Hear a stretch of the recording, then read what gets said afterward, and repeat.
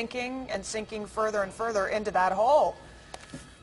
Well, that's what we're seeing for sure. We're watching, there's some lights that you can't see anymore that are up on the front of the unit there, kind of near those two metal, I don't know what these are here, but there were some lights kind of on the front of those metal pieces right there, and those lights are now down in the mud. So slowly but surely this rig appears to be sinking even more. We actually just watched something float out of the rig and down the street, so the water is completely inside the passenger cabin there.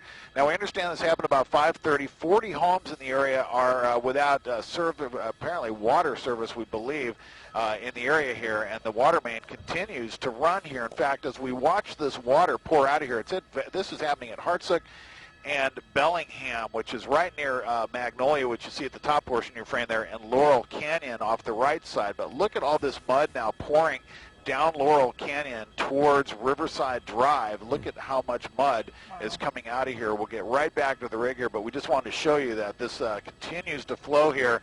It's not affecting any of the major rides right now, which is certainly good news. But, boy, I tell you, what a scene here. We got on scene, and all of us just took one look at it and said, are we really seeing that right? And sure enough, we are here. This rig now completely down in the mud. Of course, it's going to be real tough to get that rig out of there once they get the water turned off. That's going to be up to LA City Fire officials to determine. But there you go, Hartsook and Bellingham and LA City Fire rig down into the mud there. Let's throw it back in the studio. Yeah, that's really crazy when you get that aerial view of how widespread the water flow is there and the mud that it's carrying down as well, and what kind of a truck they're going to need to pull this thing out of there. But the thing that really is kind of like weighing on my mind is, this was 5:30 in the morning. It's not light out there. You got a water main break.